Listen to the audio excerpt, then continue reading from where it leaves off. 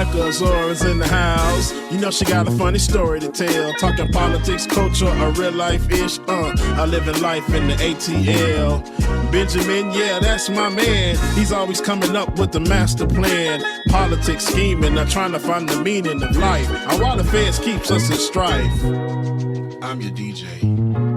I really don't need no introduction right now, but you know what? I stay dropping them jams. Y'all know who I am. Good hope, dad jokes, culture-ish, politics. What you're hearing right now was the culmination of all of this. I started out with the mic in my hand, and I graduated to a plethora of fans. I love bringing joy to the people. It makes me feel great, makes me feel regal. I do what I do for you. 8 p.m. Friday, you know how we do. Let's go. It's time for Like It or Not. With Rebecca Azor. Let's start this damn show. It's time for Like It or Not. With Rebecca Azor. Let's start this damn show. Like it or not, y'all. 2023. Let's start this damn show. Let's go. Like It or Not starts now.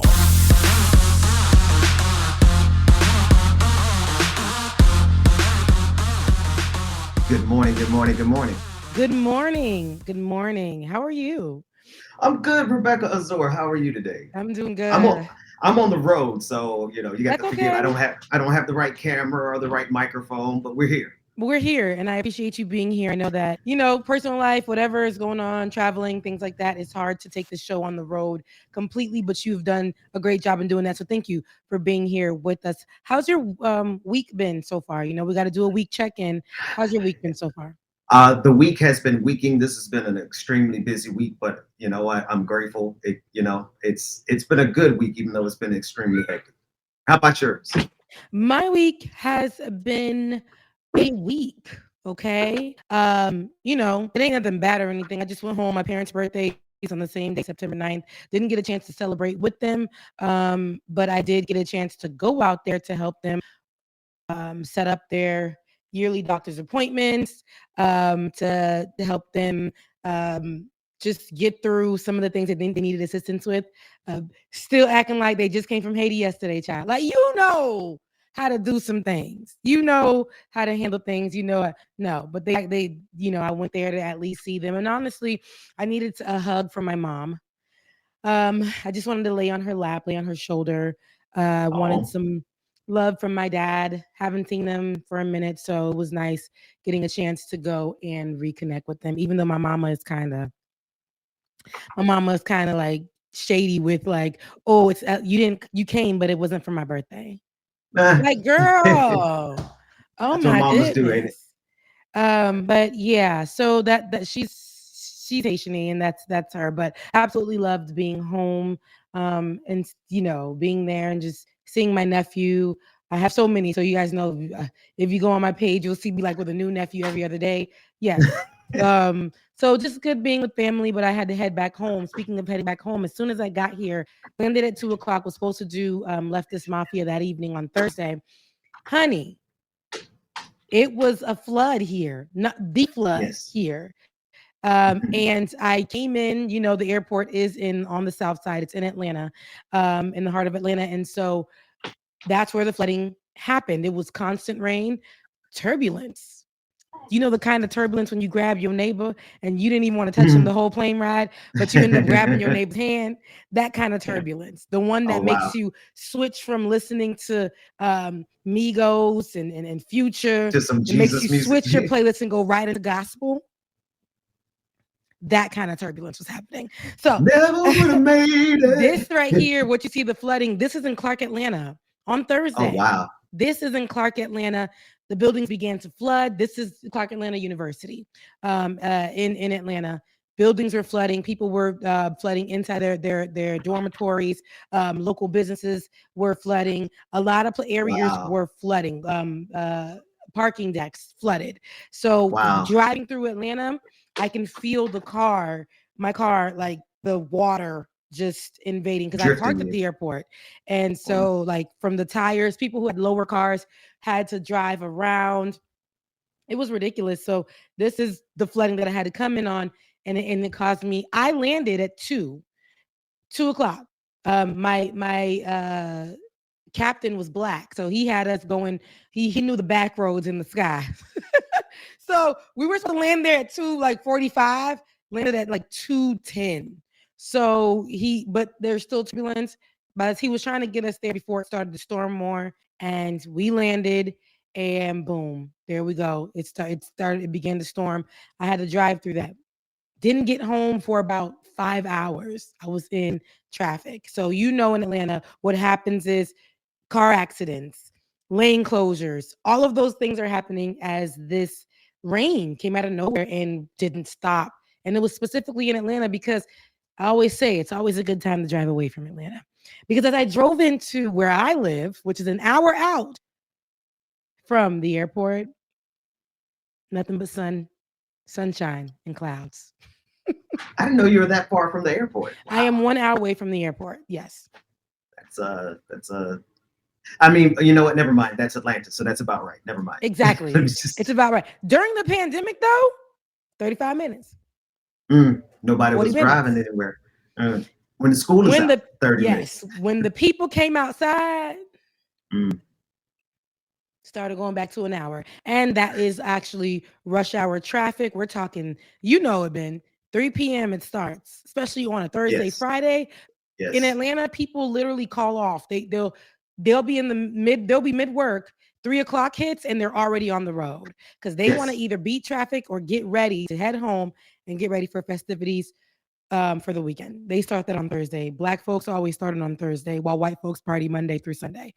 So anyways, that's my story about my weekend. I'm glad that sorry for you guys that wanted to go ahead and set me up as my mods, your first day as my mods on Leftist Mafia. We can try that on next week. But here we are right here on Like It or Not. So if you missed me on Thursday, you know where to find me right here on Like It or Not.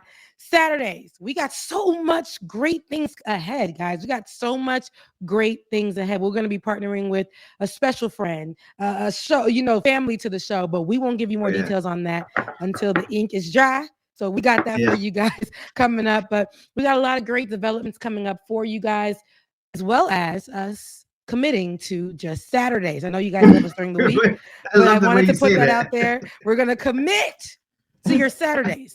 Okay, Rebecca, I think you've been doing politics too long. That is the most political doublespeak I have ever heard in my life. We are committing only to Saturday. Yes, we will commit. And who better than to commit to on a Saturday morning than Like It or Not? You know what it is. You don't want to wake up with anybody else. Come on. We're giving you the week's rundown on a Saturday. And hey, you're getting up, you're cleaning up the house, you're not at work, maybe you're working from home. Just chime in, tune in with us. You know what it is. We're going to give you the great vibe. So we're going to commit on Saturdays, and that means we have more time to give you quality product on a Saturday. So I'm feeling like it's a good thing, Ben. I know you've been pushing for it. You've been advocating for that. So I'm all about Saturday, man. Saturday morning is Saturday morning cartoons, Saturday morning politics. One Saturday morning. Yeah, it's the only way to really digest all this stuff that's going on is to digest it with some good Saturday morning, some bowl of cereal and politics. Yeah. So it's a better time for us to do it because I think we wake up with a better mind frame. I like to get up. I work out anyway, but something about a Saturday workout. It just feels a little bit more like I don't got to go into work. Even though they're trying to get to work on Saturdays now, my Saturday work is usually my Haitian events that I cover. But the white folks at the corporate job, they're trying to take me. They're trying to take me on Saturdays. And I don't do that. I'm not going back to the strip club. But where you guys can definitely, I know I want metaphorically speaking. Yeah. Metaphorically speaking. But if I was at the strip club, that's no shame. You're like, it's like, right. You gotta, I was at the strip club. I ain't got what the girls got out here in Atlanta, but I guarantee you I can make it. Oh Lord. I can make it shake. But you say it's not Atlanta down there. It's not they would never hire me over there at Magic City. Maybe in, in my town, maybe Club Wax. they will be like, girl, look, Oh baby, man. don't quit your day job. Okay. Don't quit your day job. Man. But listen, everybody who does want to throw ones at us, you know where you can throw ones? Listen. We have a store now. We have a storefront. If you want to throw ones and you want to get some product, you want to get some of our stuff, you want to drink your coffee out of a mug that says like it or not. And we are still working on more stuff. Look, we got hoodies, t-shirts, we got the posters that you can give to your kids. Because I feel like, you know, we're I don't like that picture of me. Don't put me on the. I like y'all pictures. This looks great. I don't even, Ben, I don't even look like that. I don't even wear braces anymore. That was 2 years ago. My body, you know what I mean? Is bodying. We're outside, but listen, this is for now. We are going to update those pictures. But whoever gets this now, get it while it's hot. Throw the ones in it while it's hot, because we don't. That's vintage. This is gonna be. Yes. This is gonna be some vintage collector's items, right? This is gonna be the stuff that you're gonna try to trade, right? This is the value goes up every year with this. We don't look like this anymore. None of us look like this anymore. We were beautiful people then, but we got healthy. Okay. Yeah, that's 20 pounds ago for me. This is. I've gone through my braces journey. I love it. It looks great. This is great stuff. Great work, Tar. Shout out to our producer putting it all together, doing all this. Absolutely. I love it. David said, "Listen, y'all don't want to take new pictures. Here you go. Here you go. Here it is. Like it or not, it's going down." I absolutely love that hoodie. And I'm gonna get myself a hoodie. So yeah. Ooh, let me see it in pink, David. Okay. Do you see? Can I see it in the? Is that brown?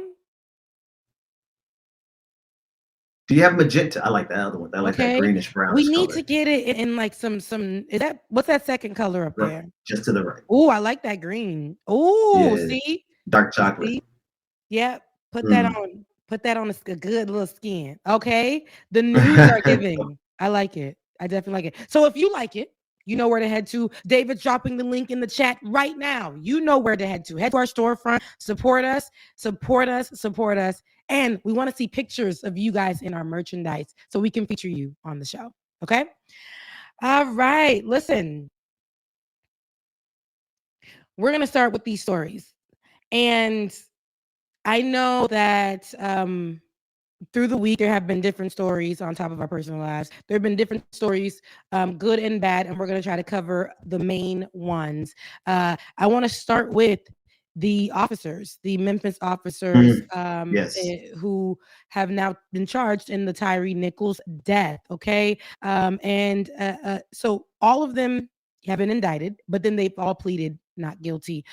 So the latest in this story, a fifth former Memphis police officer pleaded not guilty, and this was on Thursday, to federal civil rights charges in the fatal beating of Tyre Nichols after a traffic stop.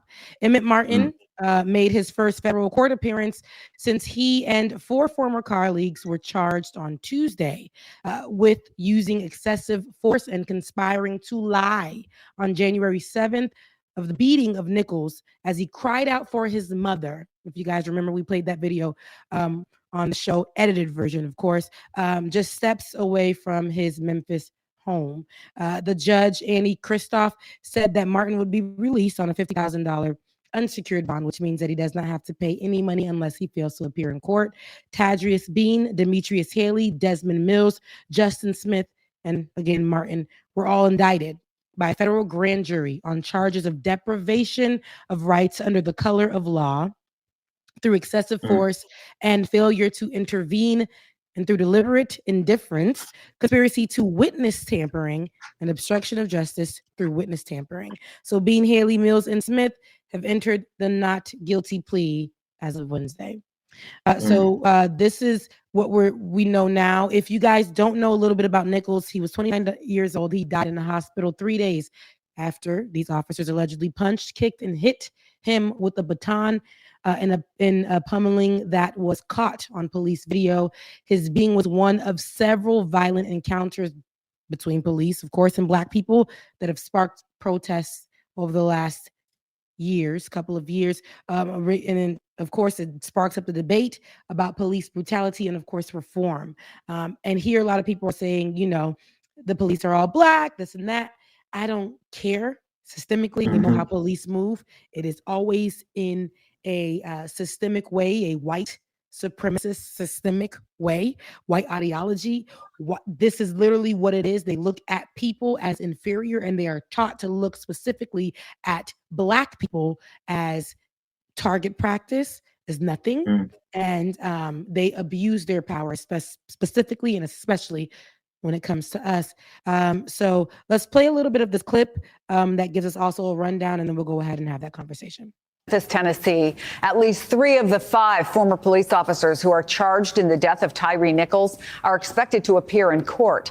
State prosecutors want to try all of the ex-cops together, but today at least 3 of them are expected to ask for separate trials. So, David, what's the argument for separating defendants? Typically, I mean, we're just seeing this, but in a much more sprawling RICO case, right? But what is a compelling reason to separate defendants in a case like that? Chris, in a nutshell, the argument is my guy wasn't that involved. And it's hard to say that in a case here where officers are accused of beating a young man to death as a mob, but that's what they're trying to do. What you have to ask yourself is, okay, look, is it possible to try one of them without telling the story of everybody else who's directly involved? The only individual I've seen who makes a clear argument along those lines is Defendant Miller. He's like, listen, I wasn't at the traffic stop, therefore my circumstances are different. But really, you can't separate out what he did from what everybody else did that contributed to Tyre's death. So he specifically has like I feel like if you were there, you saw what was happening, you're complicit, like you're with it. You are a part of it. And those officers were caught on tape. They were caught on camera. Ben, what's your take on this? I mean, you already said a lot of what I was thinking, Rebecca. Like it never matters to me the color of the police officer. It doesn't. When you operate in the same exact way as a white police officer carrying out white supremacy on Black people, I don't care if you're brown, pink, yellow, whatever, you are carrying out white supremacy. And so these officers being tried now on a federal level for violation of civil rights, I mean, this is to be expected. The only thing I would say is that this is one of the few times you see such a clear indictment also by the media. This is the real difference, right? We see their mugshots. When's the last time we saw mugshots for white officers who have killed Black police officers, right? When is the last time we even see them referred to officers? There's a lot of times I feel like this particular story, while they are wrong, they should be arrested, they should get convicted based on the video that I saw. But I do see that there's a lot of condemnations coming here. And they're coming a lot quicker than we normally do see them. So I don't know if that's because they're Black, but then again, I do know it's because they're Black, right? Yeah. You don't see this happening with white officers like this happening right here. Yeah, they're getting protections, but they aren't getting the protections that a white officer would get. But they're getting the protections of an officer. Okay, for it to have lasted this long. We have the evidence on tape. Of course, we seen exactly who they were immediately after, as opposed to what we would see usually same week in the case. Same week. And we saw each and every one of their faces. And of course, they want to send us a message. It's not always the white. It's not always that. But we understand that, like I said in the beginning of this conversation, cops, officers of the law, especially here in America, function systemically. And systemically, things are always under white supremacy, white guidelines. And they do not have Black people's best interest from inception of officers, from law. We have never been included into being protected. So, and I'm not saying this is all officers, because I know you like to put up the pictures and the videos of the officers going into the hood, giving some kid Jordan playing basketball. Yeah. Like playing horse, dancing, like doing the Dougie. Yeah. Right. Doing the Dougie. Just seeing actually an officer having relations with a young child in the hood. I'm seeing all these things. There's all these different things that they want to put out of officers, but we know there is a system They like to teach, and that's a one-way thing. Go to certain places, certain people. We know what they use as photographs in literal target practice. We know where City they're of Miami putting Gardens. these. Yes, we know where these police officers and these police are putting their training camps right here in Georgia. Right here in Georgia, they're putting them in locations where they know the marginalized groups are, whether by color or by sexuality or by whatever. We know they go into the place to they go into these places to put in fear into people, and that's exactly what they do. They abuse their authority, and that's what we're constantly going to see here. The protections are limited for these Black officers because now they're not in uniform. So they've done what they can do, and now here you go. You're on your own. And just a fine point on this, like, this is the perfect example of how Black people do and can actively carry out white supremacy, even to death, right? And so when we see Black folks on social media doing the bidding of white supremacy, we shouldn't be surprised, because we have an example here of Black police officers doing the bidding of white supremacy, all the way to killing a Black man. So when you see somebody on social media who is Black, who's spreading misinformation, who's doing stuff to divide the Black community, doing stuff to harm the Black community, don't be surprised, because there's always been Black Judases, and some of them happen to wear uniforms. Yeah, yes, there is. And I don't want people to forget, Tyre Nichols is a person, and he called out for his mother. That's right. That's not the first person that we've heard call out for their mother. George Floyd called out for his mother. In these moments, we're watching our beloveds. We're watching people who could be our father, our cousins, our brothers, our sisters, our mothers. We're watching these people be murdered. Back then, we had nothing. Emmett Till didn't have any opportunity or chance for us to verify his murder, even though his body was found and there was a ring that only he can have on his finger. And that place, those police officers literally said it wasn't his body. We now have cameras that are showing this, body cams, and you're still telling us that's not enough information. It's not really, let's figure out what the real issue is at hand. Police aren't the problem. How we train them aren't the problem. Tyre Nichols did not deserve to be, he deserves to be here right now. George Floyd deserves to be here right now. I wish the growth that happened, because like I said, Emmett Till and so many more lynchings that happened back in the day were never caught on camera. Today, we're catching these modern day lynchings on camera, and you guys are still saying it's not enough. Well, it's because Go ahead, Ben. No, I was going to say, because the point is to always move the goalposts. They never intended on giving us justice. They never intended on us having a fair shot at this system. So when we get body cams, all of a sudden it's not enough evidence. And then when it is enough evidence, oh, look, they forgot to cut it on. Even though we give them millions of dollars every year for new body cameras, they always fail to cut them on. So it's just an ongoing game of cat and mouse. It's like Linus and Lucy on Charlie Brown. They're forever moving the football away from us, and we're still trusting that if we just put more money into the police, if we give them more training, then they'll start behaving better. Yep. And I don't know. I think that we're at a good place here. It's just interesting. It's interesting to see, like you said, how quickly, when the officers are Black, we're getting closer to something that we never got to when we saw a knee to the neck. How many protections people are able to live in their home. We saw how a man who wasn't even a police officer, who murdered someone, who was just literally around trying to be a community cop, George Zimmerman, and how he's able to live his life, have a show, get paid. Well, he's got a show. He's got a show now. He had one. And he's followed by TMZ, things like that. He's a celebrity. You have the little boy, Kyle Rittenhouse, who was out here, podcast, supported a political imprint, made a political imprint for what he's done. Listen, these murderers are walking free. But I know we need to make an example, but these people did what they did, and they deserve everything that's coming to them. These officers, I don't care, black, white, purple, green, in between. They deserve what's coming to them. But I want that to be all around, all across the board. I want Tyre Nichols to get his vengeance.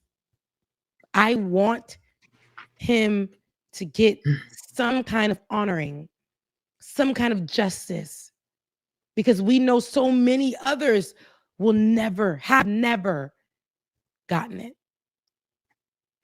Rebecca, I'm on a call every week, and every week it's a call of families who have been impacted, who've lost a loved one to police violence, Black people. And every week we have a new family that has to join because the week before a cop killed their loved one.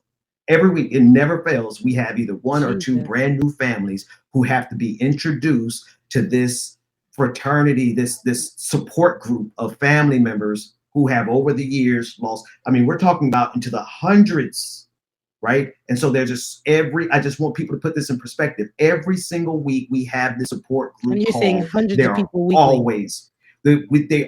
Every single week, we always have a brand new, one or two brand new families who have to share their story and be introduced to this support group. So this is far more reaching than I think most people really know. Yeah. And and I know it's one thing to just see it, but we're living this. We are people, unfortunately, that could be the next, just because of our skin color and just because of what people who are put in uniform are taught when it comes to us. They took away a father, a brother, like this is a family member, this is somebody's loved ones, and they went to sleep. They've made jokes about these murders. Just recently, a cop is caught on tape making jokes about murdering somebody. And this is the abuse of power. This is what we're seeing. This is the abuse of power. It's not protections. We're not being protected. And so as this goes on, I do want to see how this is going to develop, but I want the same energy for every cop that does this, that has done this.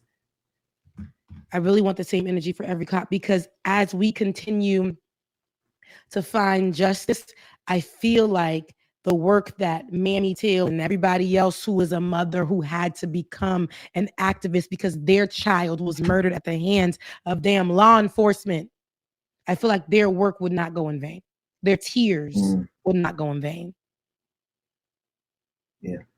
So we'll go ahead and continue to watch and see as this case continues to develop. And again, we want justice for Tyre Nichols. Never forget it. So moving on, we have some of the Republicans' favorite. We have the Republicans' favorite name when they want to throw something at Biden. And this is their idea of collusion and corruption and something that has drawn the line. It's his son, him being our president of the United States currently. Even though Republicans do not want to say it, President Joe Biden. It ain't about him, though. It's Hunter Biden. How many times have we heard Hunter Biden out of the mouths of Republicans? I mean, too many to damn count. Too many to count. Hunter Biden is the focal point. When kids are shot up at schools, they want to say drag queens. You know, they'll say drag queens. When anything else happens in the world where Republicans need to speak on it, they quickly go to Hunter Biden. I remember being on a show. I talked about this before multiple times. Being on a show, having to talk about true issues. At the time, Brittany Griner was in Russia and was stuck there. And they told me, but Hunter Biden's laptop. I said, yeah, Brittany Griner is stuck. An American citizen is stuck for having a vape. And you want to talk about Hunter Biden's laptop? What are we doing? So that's that. Hunter Biden. Here's the latest in that. President Joe Biden's son, Hunter Biden, has been indicted earlier this week by special counsel David Weiss in connection with the gun he purchased in 2018. The first time in U.S. history the Justice Department has charged the child of a sitting president. The 3 charges include making false statements on a federal firearms form and possession of a firearm as a prohibited person. Of course, and it's an extraordinary turn of events after his original plea deal collapsed and potentially sets up a dramatic trial in the middle of his father's 2024 re-election bid. We are watching this in real time. The White House, of course, thought the Hunter Biden legal drama, they thought that would be passed. But no, of course, the right wants to bring it up into an impeachment inquiry, okay, into the relation to Hunter Biden's business ventures at the White House. Court filings show that a summons was issued on Thursday for him, busy Thursday, for him to appear in court for an initial appearance on the charges, though it is unclear when and where the initial appearance would take place. Hunter Biden is currently in California. A source familiar with the matter actually told CNN that any plan for a self-surrender or initial appearance, including the date and location, still needs to be worked out. Also, with another report, according to CNN, Hunter Biden's lawyer, Abby Lowell, claimed the indictment was a result of political pressure. Okay, so now they're pushing for indictment for President Joe Biden. Of course, this conversation was taken to CNN. CNN host, CNN anchor, Abby Phillips, actually sat down with Matt Gaetz. And I want you guys to see how this short conversation played out, but clearly Matt Gaetz was cleared. Okay, let's take a look at how Abby made it clear and plain as day about Hunter Biden, Joe Biden, and a possible impeachment.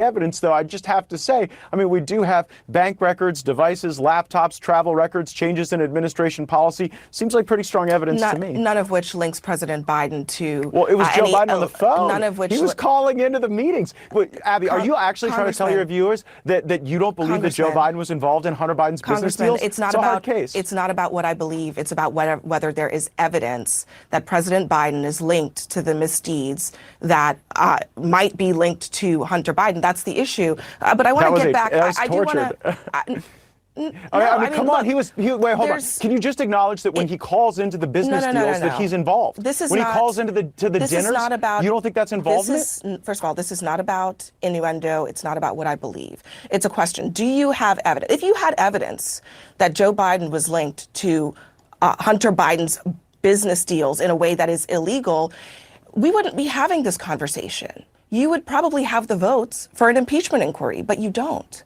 because of people like Ken Buck and people like Don Bacon and many others in your conference. Well, I see the evidence differently. I think that that's why we need to have the votes and have the debates and have the hearings. And again, they represent their constituents just like I represent mine. So, just for a quick update with that, because I really want to get into it. Speaker, it was Kevin McCarthy, and he announced on Tuesday that he was the one that was going to be directing the U.S. House to open an impeachment inquiry into President Joe Biden over his family's business dealings. And he did this, I think, strategically, of course, because I feel like this is really nothing there. But McCarthy said that the House investigation so far paint a picture of a culture of corruption. He said a culture of corruption around the Biden family. And this is as the Republicans are continuing to probe the business dealings of their son, or of Biden's son, Hunter Biden. And so this is from before, they're going into before the Biden administration actually took office. So McCarthy says that the allegations are an abuse of power. Listen to these keywords, right? Obstruction and corruption. And, they're warranting further investigation by the House of Representatives. So here is what they're doing. It's all should be on Broadway, right? But it's terrible acting. So let's say Lifetime. I watch Lifetime, but the acting isn't the best. And this is what we're getting from the Republicans.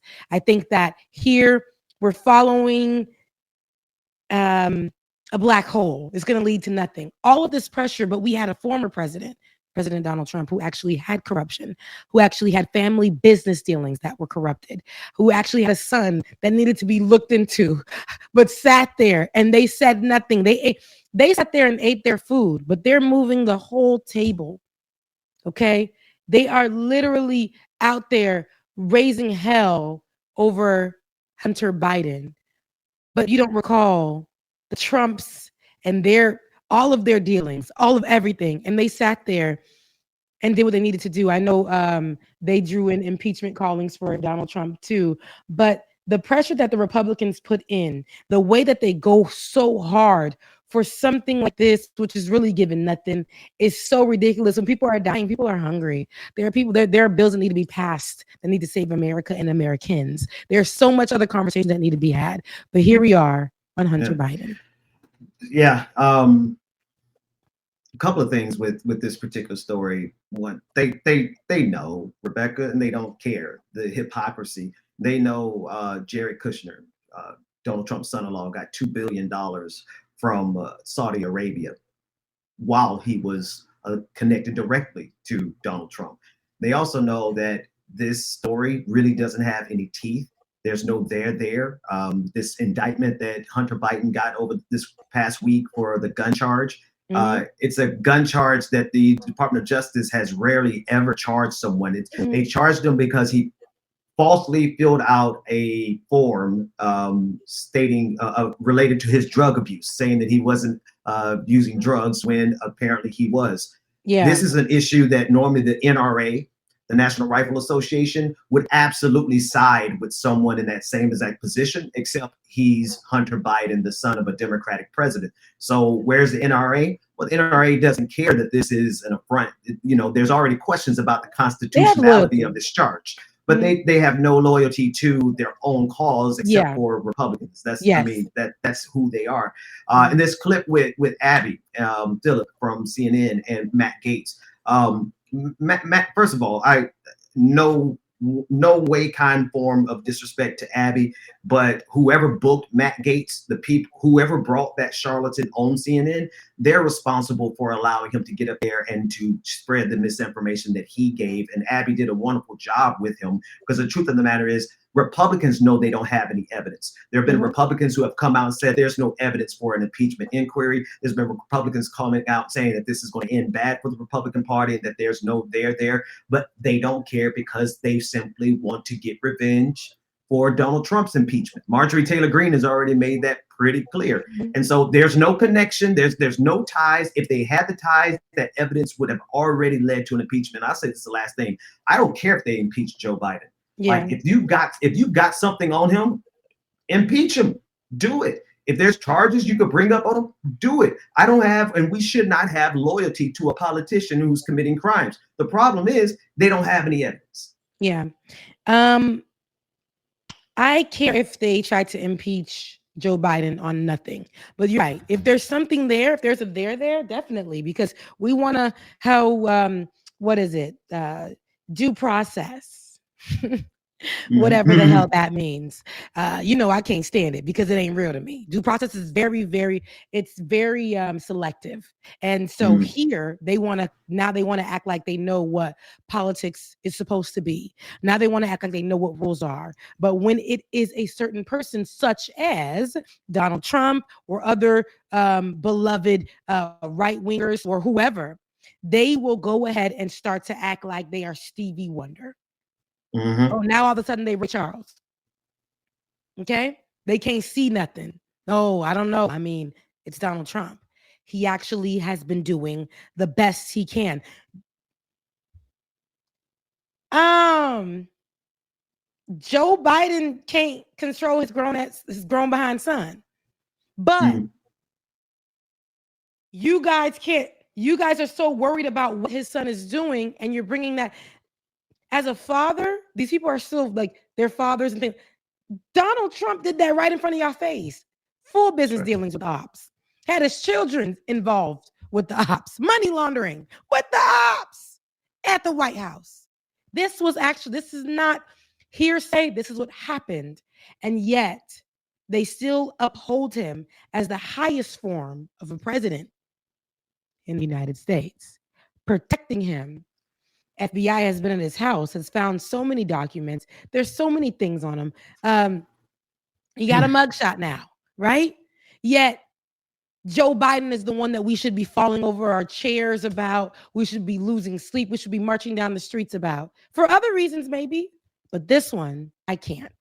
I can't sit here and say that this one I can agree to. But Republicans have a way of making it seem like this is the end all, be all. This is the ops. He is working and colluding with other people. Tomorrow, our borders will be unsafe. Tomorrow, we must worry that the people will start breaking into our doors, and the world or the nation will be so different. Children will be hungrier. Homeless people, now people with homes or who are one day away from being homeless will now be homeless because of Joe Biden. Republicans are working hard to destroy the lead and to bury it and to make sure that the actual conversation is never had. And for the focus to be, especially with the supporters or people who identify as right-wing or as conservatives or as Republicans or as the Reds, for them to focus on continuing to just hate anything Joe Biden administration, anything Democratic, anything liberal, anything progressive, anything that has to do with anything outside of just Republican. So, thanks. Yeah. So that's where we are with that. And I just don't think, I think they're going too far with impeachment. I think they're going too far with protest. But speaking of protest, are the PR people protesting? Are they on strike? Because a lot of celebrities and a lot of public figures are out here wild, and social media presence isn't helpful to their apologies or trying to recreate and bring them back into society correctly. With so many of those people being outside, I just want to mention one who actually gone viral this week. It's Jonathan Majors. Jonathan Majors, our 1934 daddy, because he to me, he's like a nice looking man, right? He has that vintage somebody civil said rights look. Civil rights look. Somebody said on a hot summer day, they're leaning against the outside.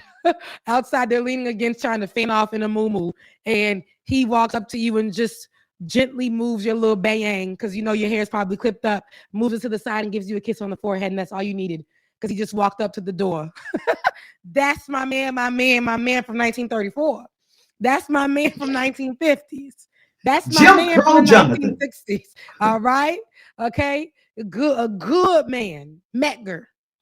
Metger Charles. I feel like Harlem Renaissance. The Harlem Renaissance man. Metger Charles III. I made that name up for him, but that's what he looked like his name was.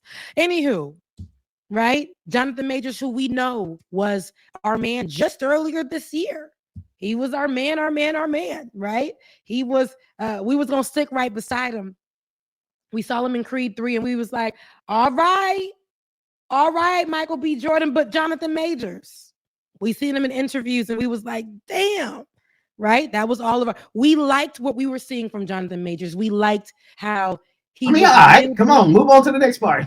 We like how he was building himself. We liked how he was building himself, right? I'm trying to be supportive here.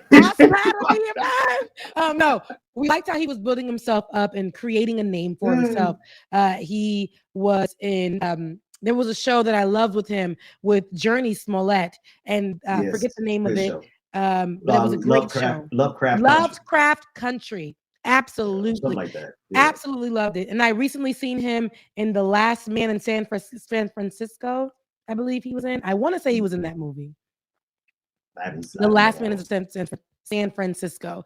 I watched that recently and I said, wow, this man is actually, he has layers to him and how he acts and what he acts and his characters that he chooses. Anywho, I say all that to say, come on. We know that he has been in trouble legally most recently, and with allegations of him in a domestic violence situation with a former girlfriend, and that is now being worked out. He has been since taken to court for it, and we are getting. Did he countersue? He did countersue as well, and so we've been seeing that come out now.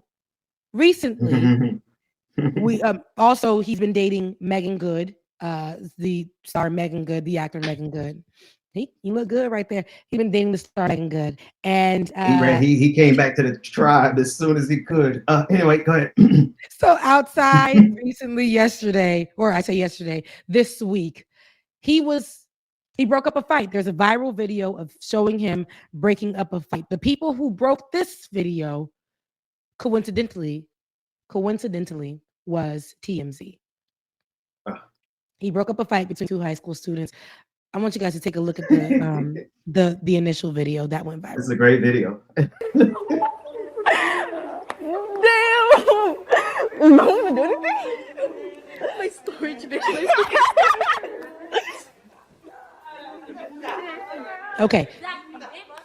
Oh! Well, they fighting for real though. So yeah, they were. To me, it looks like a real fight. So yeah, they really fighting. Yeah. Oof. But why was he just a? So yeah, I don't like showing violence. So but here he is coming in, and I want to say viewer discretion is advised. I should have said that in the beginning, but he comes in and he's stopping the fight. No one did anything. And he got that. He got that good civil rights hat on. He doing work. The Kango, well, that oversized Kango on his head. It's like 3 sizes too big. Like, what's going on over here? Damn! No one do anything. I like the hat on. But why is she recording with a whole laptop out there? My God. There is a laptop that is recording. Oh! All right, that's enough. I hate to watch it. He does continue to break it up. Can we stop it? Absolutely not. I do not like watching. I don't know. I'm just that one person that does not like watching fight videos. And as somebody who has been in a lot of guilty fights, pleasure. You know what you're hitting on when you're fighting. I don't like it. But anywho, especially when you hear them crack them thuds. Those TMZ definitely was the one to break the story. It looks like he was caught on camera breaking the fight up between 2 high school girls. Okay, 2 high school young girls in Hollywood, California. You can see the 2 girls tussling with one another. Of course, hitting each other in the face, and that's when Majors appears to have been in the area, and he was at the In-N-Out across the street. He rushes into there to put a pause between the 2. So he literally didn't say much when they tried to get some comments from him, but somebody did put up somebody who was there actually put up a second view of the fight. Okay. And they stated that this was an actual fight. They go to the school, or they knew that it was an actual fight. And here is a second view of the fight. Viewer discretion is advised.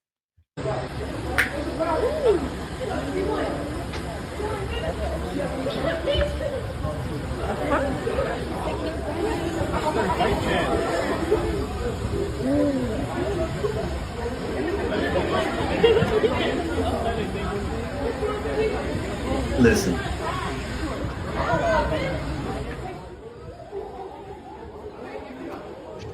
That must be the laptop view. You know what? Because I don't see the laptop. So it might be. Because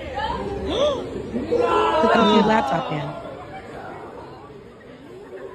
This is so crazy how this is how fights are now. It's just full video. Anywho, so he stopped this fight.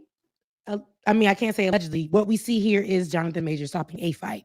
Now, of course, it's social media. Everyone took to social media to share their thoughts. And a few of those thoughts included that Jonathan Majors' PR team wants me to believe, this is from one person on Twitter, that he was at a burger joint in a zoot when he felt a disturbance in the force and saved 2 innocent citizens. Somebody else said Jonathan Majors' team is pulling out of their behinds because his trial has been postponed twice. And They're trying to turn him into Captain Hero. Amira and Oh Nike. man. That's crazy because I never heard that one.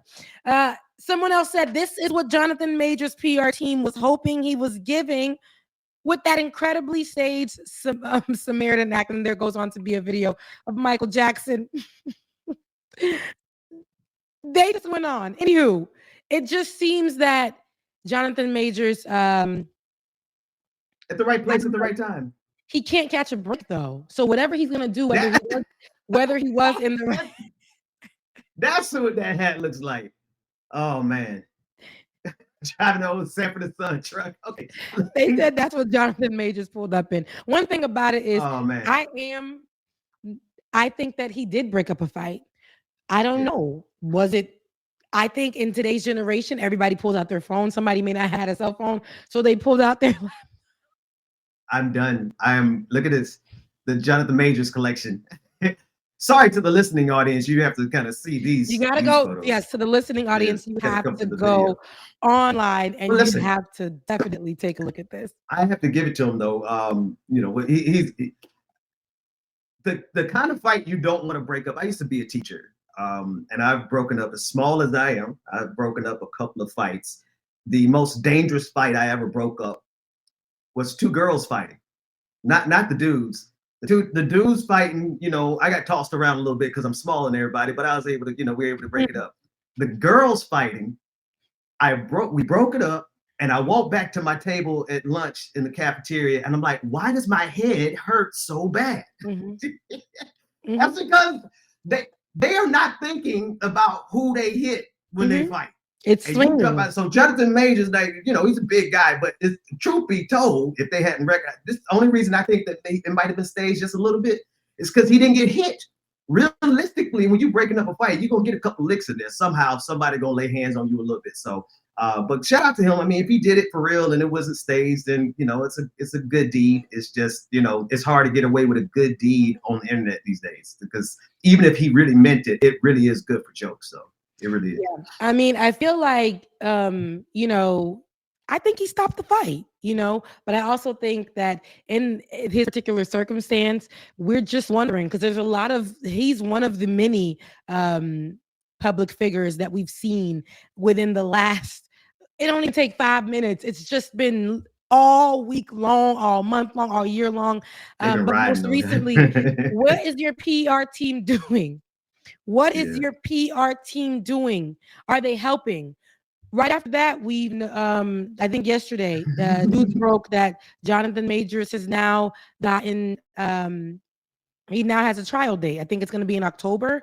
He finally has, after being pushed back, postponed, he finally has a trial date. And that comes just days after this video. He has a trial date. He's going to appear in court in October. What was due back in court September 15th. That's not what I saw. It's not what I saw. But he will be back in court. So this comes just after. So they've gotten him back in court. I believe that he should be back in October sometime. And this is what we're going. People are saying, is it a coincidence that we've seen the fight break up? White people do it all the time. White people do this all the time. So if we're going to go ahead and start doing PR stunts, we got to start doing it better, though, if this was that. But I would not say that looked like I fought when I was in high school. I fought in middle school. I'm a young girl. And that looks like a real fight to me. The girls were fighting. The girls were definitely fighting.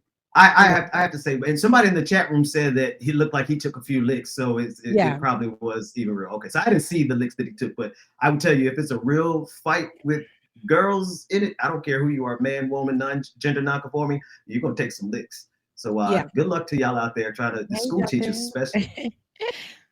Jonathan is looking good. You about like my wife and what's that bald headed dark skinned Negro name? Morris Chestnut. He got me about like 3 inches and he's like, Tay Diggs. Morris Chestnut. No, Morris Chestnut. Morris Chestnut. That's the one. You sound like my wife and Morris Chestnut. Listen. Next story, please.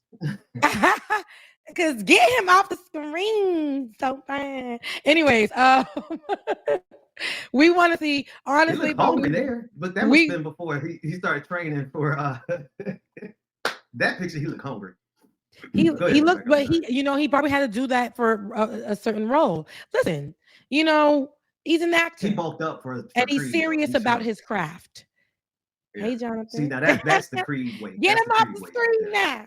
Get him off. Get him off. But I will say this though. Right now, I know that a lot of actors and people who are supporting actors are on strike, right? The SAG after they're on strike, of course. I know people are under fire. One person that's under fire is someone who we never thought would be, and that's Drew Barrymore, who is loved by the world. She decided to continue to work. White folks are so apologetic, it's crazy. She decided to continue to work, and I like Drew Barrymore. And then she made an excuse for her deciding to continue to work while supposedly still wanting to be an ally with the people on strike, which I understand. Everybody's going to choose their choice. You can't be mad at somebody for choosing their choice. But she then went on after that, when she was called out for it, to go cry and apologize. I love Drew Barrymore. I do. But sometimes white folks like to really, they think that they're beyond a couple of things. White folks who ahead chopping into my camera, but they think they're beyond a couple of things. We've seen that with her, and we've seen that most recently with a few of the actors in that 70s show, right? With Ashton Kutcher and Mia and his wife. So, but we're not above anything, okay? We're not above anything. So all these tactics that their PR people are trying to do with them, it hasn't been working either. I believe that all the PR people are currently on strike, okay? And so, because it ain't working. Get me off screen, David. I'm sorry. I'm mouthing Rebecca's words, but it's not coming. I'm back. Like I'm back. But it ain't working. What we're seeing is that it's not working. So it ain't working for Drew Barrymore, so a damn sure ain't gonna work Jonathan Majors, if that was the case, if it was the PR stunt. I just believe that if it were true, I think that if he did something good for the community by stopping a fight, especially between two girls who did not give a damn who he was and continued to fight, then that's just what that was. So we'll see as the story develops. I don't think this is gonna stop anything in Jonathan Majors' case. He was dealing with a white woman at the time.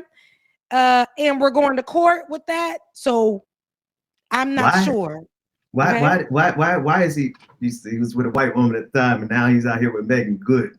Okay, is that a PR stunt? Excellent choice. I mean, listen, Megan Good is Megan Good. Praise God, from whom all blessings flow. But Megan Good is Megan Good. Okay, but let's see here. Megan Good is Megan, and a win is a win. A win is a win. A win is a win. And who did win? Oh, and she doesn't even say a win is a win. You know who did win? That beautiful black woman named Coco Gauff. 19-year-old Coco Gauff. Did you watch it, Ben? I watched a little picture. No, I didn't watch it live. No, I watched replay pizza. Okay. Okay. I didn't watch it live either, but my father, he happened to watch it, and it was on his birthday. Your people are from South Florida, right? Mm-hmm. So just like Coco was from Boynton Beach, and I didn't watch it live, but she currently attends the church that I used to work for like 10, 12 years, St. John in Boynton. So, and her grandmother was the first person Coco mentioned how her grandmother, Yvonne Oldham, was her inspiration and all these kind of things. So it's really a really big thing for South Florida. I know it's a big thing for the nation, but shout out to all the people in South Florida who have surrounded her and encouraged her. It's just a really great week for us. Yep. That's the crib. Palm Beach County. Shouts out to Palm Beach County. That's where I'm from. And we produce top notch. Top notch. Guess who else is from Palm Beach County? Say it. The Williams sisters, right? That's where they resided, right? Palm Beach County.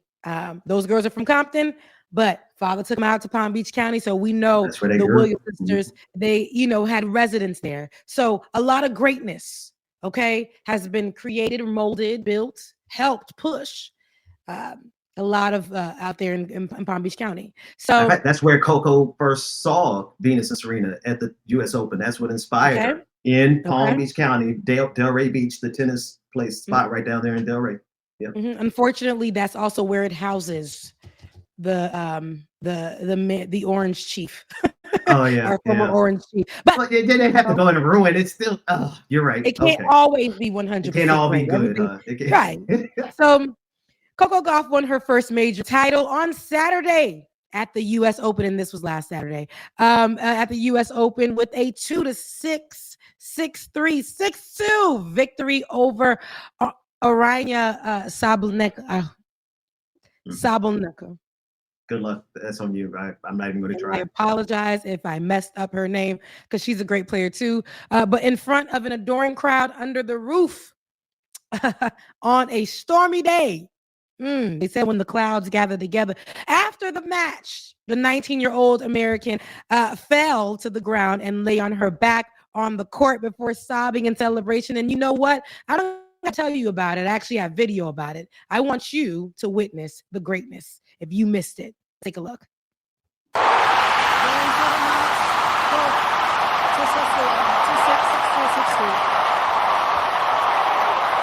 Get up, Coco Gauff. You've just won the U.S. Open.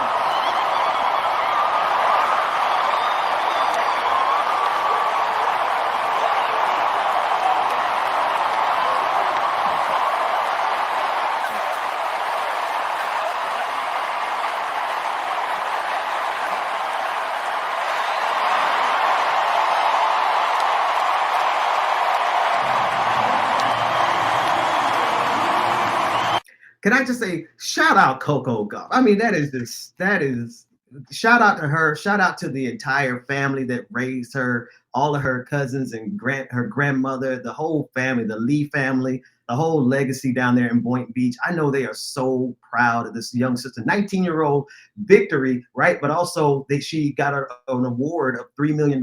So that award, I'm only mentioning it because somebody asked her, what is she going to do? What bills is she going to pay off? And she's like, I'm 19. My parents take good care of me. I don't have any bills. Shout out to her whole family. It's a beautiful thing. And she said, and I think I wanted to, but I didn't. In that clip where she's talking about debt, she said, "Oh yeah, she said it the way she said it like I did. The same way you did. We're from out there in the same area. Debt. So now we can say that's the Palm Beach thing. Debt. You said no. I'm stopping this whole thing. I don't care what the story is about. You will not continue. I didn't do that during the middle of the show. I told you after the show. Ben, because I said it a couple of times. You stopped me as I was going in. You said we will not continue. It's debt. I might have. You might be right. So me pronouncing every letter of the word debt. Yeah. You were through with it.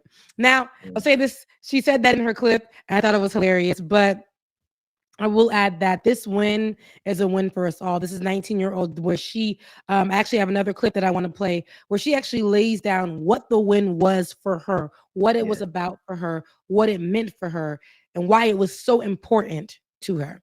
Let's take a listen. 2 weeks ago, I want a couple things I want to say.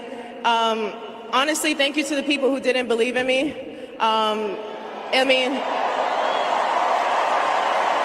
Like a month ago, I won a 500 title, and people said I would stop at that. 2 weeks ago, I won a 1,000 title, and people were saying that was the biggest it was going to get. So 3 weeks later, I'm here with this trophy right now. I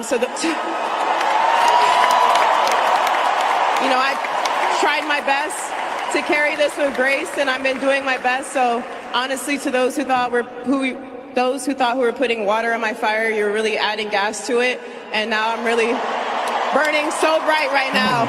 And shine like a diamond. Shine bright like a diamond. Come on. Yes.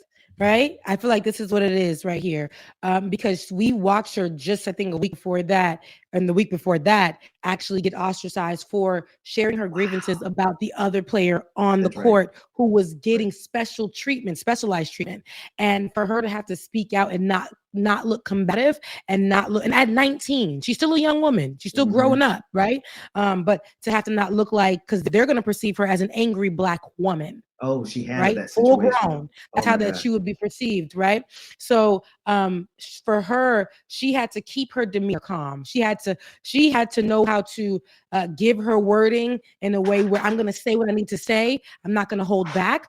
And we watched her go through that at 19 years old. That's right. 19 years old, as she played against somebody who got an opportunity to bend the rules. And let me tell you, this is a great example of how Black people, period, and no matter what we do, have to work 6 times as harder, even though we can literally beat, excel, go farther than the person that we're probably up against in the first instance and try. But we have to do 6 more jobs just to prove ourselves to be the greatest. Although we already start off as the greatest, but that's okay. We'll take that challenge.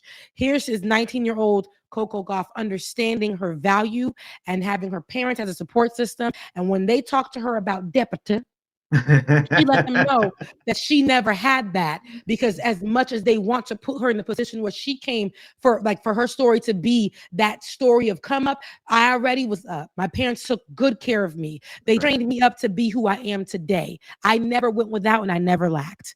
Yeah.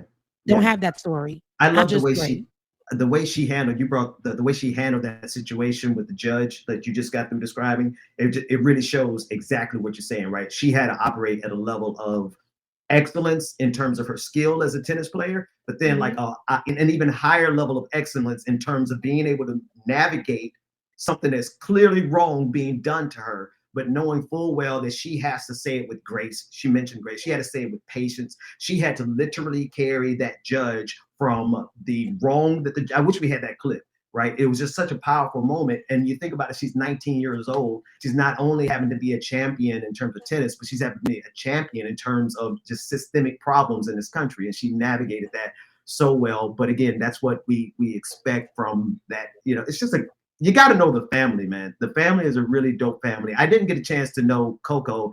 I left the church about 15 years ago. So she had to be, she had to be 4. So I never really got a chance to even meet her or know her, but I know her family, and they would not have raised her any other way than being able to handle the mess that comes on and off the court. So shout out to her and her family. Yeah. And what's very also interesting is that there's a video of her, I think in about 8-9 years old, if I'm not mistaken, of her at a US Open, or somewhere between the ages of like 8 and her preteen years, where she's at the US Open and she's actually watching and cheering and excited. And then fast forwarding to her own moment, manifesting that into her reality. Yeah. And this is what I love to see. And that video is actually trending. But listen, having the support system, and not often, I'm not saying that, that this is something that we all get. She was blessed enough to have that. And there's nothing wrong with it. She had parents who made sure that she was raised well, that she didn't go without, and also supported her dreams, supported her, and continued to push her to her best, and allowed her, literally created her. And I love this, made sure that she knew how to be and speak in these places because of her greatness. And I love that. It still may be limited, where she can't actually share her grievances the way that she would like. But the way that she does it, the way that she carries herself, I think is perfect. And I think that this is absolutely perfect. Yes. Yeah, I think this is a great, look, I sound like them old folks, but absolutely a role model for young Black girls. I like to see it. Oh, you know what? Yes, absolutely. Thank God for Coco. You're talking about role models. I'm not going to say what I'm thinking about these artists that are out here who are not good role models right now. I'm looking for my baby. It's not about them. No, it's about her. No. There is a demographic for them all. And there is. And I'm a little mix of all of it. So I can't be mad at it. But what you think about Sexy Red? Benjamin P. Dixon. I just quoted her just now, and I will tell you, I never heard her song in full. I can tell you that I've seen a video of her while we're talking about. Hang on, take the video down of Coco while we're talking about Sexy Red, because we got. Shout out to Coco. Yeah. But I will say, I've seen a video of her speaking on having STDs. and saying it like it is an everyday thing, a normality to just let yourself be out here like that. And I'm not saying it's a problem with being sexually active with your partner, but not protecting yourself just because it is, I guess, the norm, or what she tried to make a norm in the like, if it's just because you come from a hood, because you a hood girl. And I think not, sweetie. I think not. You can still take care of yourself even though you're from the hood. I never heard of a woman that doesn't take care of herself. I think right now what's going on is things that go viral. Sexy Red, I think, is an absolutely beautiful young woman and actually has a talent. And just because she raps about sex, that's not the problem. To me, honey, it's literally going to school, and as you're walking through that school, you holding up the middle finger in a children's school. That's problematic to me. She went to the school to sing. The song that she performed, though, was "My Booty Hole Is Brown." She actually performed that, and the kids continued. They loved it to sing that. I don't want to say that when I was younger, I wasn't singing songs that I wasn't supposed to sing. But baby, honey, I don't need my 5-year-old say my. I can't even say the words. Yeah. Now that may be because I am in a different place now in my life as far as age. Like, I ain't old. I'm grown. Yes, it's different. I'm grown. And so I like to, I might play a bit of Lil' Kim where she's talking about whatever she want to do with her man and this and that, right? I'm grown. Grown. Look, I'm a big fan of Meg Thee Stallion, so I have no place to try to talk about someone being ratchet or not. I'm a fan of Meg Thee Stallion primarily because I think she's one of the coldest lyricists rhythmically in the game right now. And she's absolutely, she's gorgeous, right? All those good things, right? The problem I have with Sexy Red is that best example as I can get is a video that she shared on her Twitter timeline of four young Black boys who obviously were riding in a car that didn't belong to them. Also, they had like AKs, they had Dracos, they had all kind of guns in this video, singing and dancing to her song. And so as they are putting a video of them committing a crime on the internet, she goes and retweets it and thinks it's cute. I'm like, nah, this is exactly the type of poison that, you're rewarding. There are going to be more kids who go out and do this behavior because, look, they got the attention of Sexy Red. That video got like 20 million views. It's like once you get to a certain level, I'm sorry, you do have a responsibility. And if you don't want that responsibility, then you don't need to be at that level. So it's true. I agree. Right. Somebody said Foxy Brown used to rap about being unprotected too. I said about STDs, right? If you're unprotected with a partner that you are unprotected with, and you guys know each other's statuses, or you guys know that you're with each other, whatever, that's your partner or not, whatever. If you're talking about, I'm tired of my man giving me gonorrhea, I'm tired of my man giving me chlamydia. No, I'm sorry.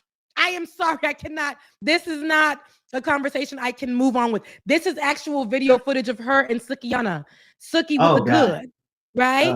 And they're literally talking about how men are. I do not need a child watching this, not understanding that those things are STIs, sexually transmitted infections, that you are literally, and they can cause you to be more prone to getting HIV if left untreated. Not everybody has insurance where they can go to the doctor and continuously get antibiotics to heal that. And at some point, this possibly can open the door for a STD that cannot be cured. So that's where it becomes problematic for me, right? And maybe I'm just an old lady, as y'all said. Maybe I'm just too grown for these conversations. Dog roll a dragon. That is, y'all are so horrible in our chat. Oh my God. So for me, and that's just me. And I think there's a demographic for all of this. The girls that want to be sexy, be sexy. Sexy is different for everybody. Go to where, and this is what I say, in this space, there's so much, right? Go to what fits you. But I feel like so much stuff that used to be like on television, bleeped out. Like, okay, I'm going to give you an example, Ben. Your kid is watching YouTube. You didn't know Sexy Red was coming up in that next commercial. Your kid is literally watching content for kids, but you didn't know Sexy Red is on a paid ad coming up in the commercial. Now your kid has this coming up. Your kid is watching a child show. You didn't know that an antidepressant commercial was coming up about people being depressed as hell. You see what I'm saying? Back then, you're watching children's shows. You know that the Super Soaker 25 is commercial is coming up. The damn crayons that we wanted that our parents was never gonna get us, that commercial was coming up. The most we would get is the that R&B for you CD album where the lady is in the lingerie that ain't even real true lingerie. Girls wearing that as dresses now, like sitting there with the roses in her hand on the couch, looking up, listening to music with a glass of wine.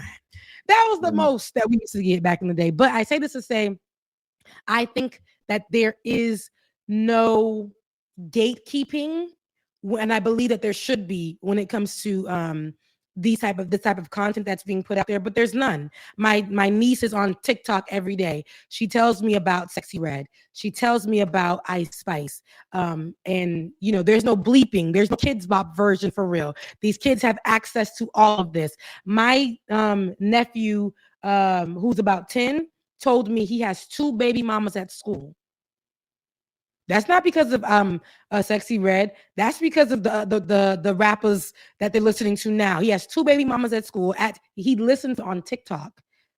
He listens to this stuff on TikTok, and he was scrolling through, and then there was a woman who was in sexual clothing with a Sexy Red song playing in the background, and I'm like, is there a kids TikTok, or is this just all over the place? I don't know. You can't. Yeah, you absolutely cannot let your kids be on social media. Really, honestly, before 13 is cutting it young for me. I don't even know about 13, like the stuff that they're exposed to and the mindset that somebody said in the chat room. I think it was our homeboy Tyler.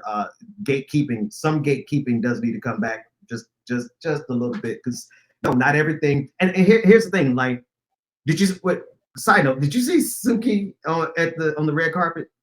Oh yeah, she said, and she did it on purpose because, mind you, we all was rocking with Suki, and I will rock for her in the beginning. If anybody, I don't care what, if it's a sex worker, I don't care. If somebody says, do not be in this, my personal space, do not be in any. Oh, you're talking about when that guy sexually assaulted her on TV. Yes, I'm on her side 100% on that. And so we will never, ever make that an excuse about how she acts as that. No. But girl, you do not go to the MTV Awards as Suki. And then, girl, you know who's been walking on that floor? And everybody. I know you. Listen, we not wearing underwear in the heat over there at those events, especially with high slits on, and there you go riding the floor. I feel like you can still be classy and be sexual and then you don't have to always be in character, Suki. You don't have to always be in character, baby. Come and let people see you for you are a person too. I've seen this girl have fun conversations, intelligent conversations. I don't want her to for some reason, those people, and I wouldn't say it's Sexy Red because I've never seen Sexy Red act stupid, but when she had attached herself with Sukiyana, they did have a conversation about being unprotected in sex. Like, there's no, I'm tired. This year, ladies, we're not letting men give us chlamydia. This year, ladies, this summer, we're not letting men give us gonorrhea. Well, excuse me. We shouldn't let them give us that at all. Period. Take care of yourself. And she said they know who they invited to the awards. So she understands that this is going to be a viral moment for her. She knows that this is going to go viral. She knows that if with each click, each hit, each number she gets, all the viewership, it's going to create revenue. It's going to keep her kids fed. It's going to keep her housed. It's going to keep her independent. This is what that does. Clout is a hell of a drug for a little while, just for a little while, because let's be real, out of the last 15 years of hip hop, how many of those artists actually have money now? How many of them actually have homes now? How many of them are still living off the money they got when they were one-hit wonders? But these people are getting way more money than those people that were one-hit wonders. These people, this is they're also, but their lifestyle requires on social media. But their lifestyle also requires a very high price tag, right? They're burning money just as much as they're getting money. But I still will say that they're not making enough money for this to last, right? If they're like Gronk and saving every penny, sure. But the main reason that this is Ben's retweet, by the way, guys. And look at his emojis at the top. Because here's the thing, like, listen, I have my own lifestyle. of and I don't have a perfect track record by any measure. So I'm not trying to pretend like I'm better than anybody else. I'm better than any of the ratchetness. You know, everybody loves some ratchetness to a certain degree. Cool. I got it. I get it. But one thing I'm sick and tired of, is a very slim sliver, them taking that's not Black culture, but it's taken out and it's promoted to the top of the algorithm, and it's generally promoted by white men who make money off of this, right? You look at all these social media companies that are like hip hop companies, they're owned by white men. You look at these record labels, and I'm not talking about the anti-Semitic trope of no, I'm not talking about Jewish. I'm talking about Aryan Nation white men from the Caucasus Mountains who are sitting back collecting big dollars off of promoting the very worst stereotypes they can of the Black community. And I absolutely hate to see anybody Black play along, go along with it for checks or otherwise. That's just me personally. So yeah, when I saw it, there was nothing sexy about that to me. I was like, I'm good. Yeah, I agree with you. And like I said, I love me some ratchet music. I like getting pretty and listening to violent music. Okay. I like it. I like to get dressed and be in the streets like I'm rolling with a 22 on my side, or I'm holding my man's 22 while he's driving. Like, I like to get ready to that type of music. I'm not gonna lie. I like to twerk, but some of these and like I said, there's a demographic for all of it, and some people love this music. But I also want to say that this type of stuff is available to everybody at all times. It's not like we can mute it, we can change it, we can kids bop version it. There is like gatekeeping for it. This is everywhere. I do not want my children to learn about STDs in this way. I don't want my nephews and them to just immediately believe that having one or more and treating young girls at his age already and referring to them as baby mamas. I do not want that. And like you said, first of all, Black people are not a monolith. We come in all ways, shape, or forms and sizes and ideals and everything all around the world. But you are right. America will push and push and push and push. Especially this industry will push something that makes it seem like all Black people are like this. We see in the industry, whenever they're promoting Black, they promote this. They promote it like this, and they'll push it that way. I was just listening to a song that I really like I love all music, right? Look, I sound like everybody. All music matters, but I don't like all music for real. But I was listening to Miley Cyrus's Flowers, right? I think she could have did better vocally on that song, but the damn song is good. But I was listening to it and I said, this is the same girl that partnered with, was it Zaytoven, for a couple of years, and under the guise of being down with Black people, wore jerseys, grills, all of that, and was accepted that way. And then she had a countryside before that, and then she's into her pop bag again. Okay. And she's accepted for her change. Suki, if she were to change who she is right now into just a lyricist, we wouldn't see her nowhere. Well, wait a minute. Now I'm gonna say this. Now, there's always room in my heart for a real lyricist. Now, if Suki comes out with some actual bars, then I'm about to say, okay, I got to reevaluate. In this industry, they wouldn't accept it. It's one thing to be sexual, like a sexy rapper. Like we got people like, what's her name? Dang, I forget her name, but she's really good. We have a lot of other good rappers in the game, and they're all like sexy. They got the bodies done, they look good, and they're great lyricists. But the further you push that needle, baby, you're gonna get everything you need. But people aren't listening to Suki for her music. They're watching her because they know the next thing that she's gonna do is gonna go viral. And this is just, I think she has way more talent than just that. She's even been on that show, Love and Hip Hop, where she stated, this is the only way I'm going to be seen more is if I get my body done. And the guy that she was dating at the time said, you do not have to go do this. You are beautiful. Sexy Red, she's with a normal body, slim girl. She's tatted up on her neck, but she feels like she has to walk around with stacks in her hand.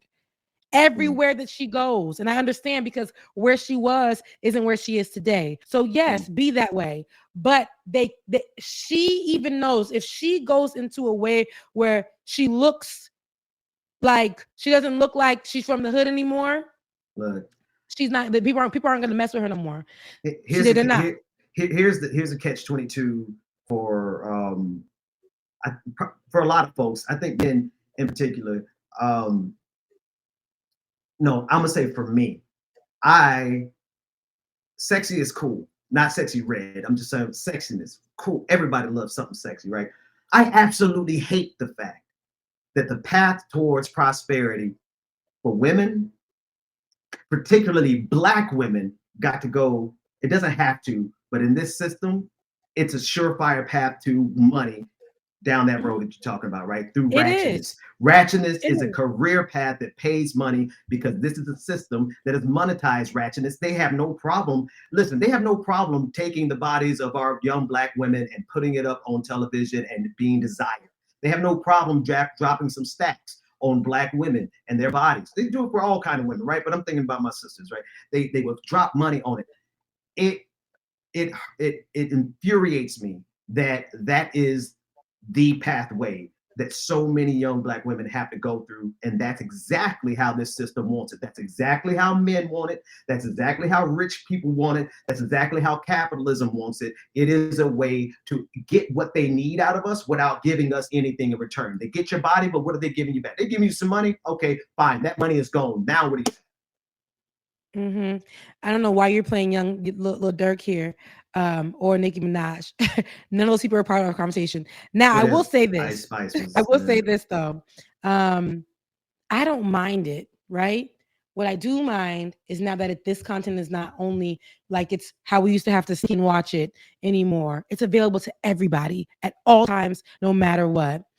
I do think that I don't want these girls to be capped at this place, these women to be kept at this place.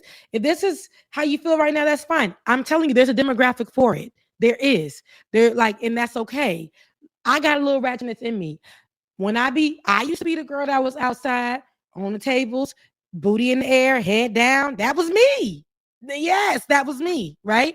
At some point in time. But I feel like also do not feel like you have to stay in this place. Right here, another person, Krishan.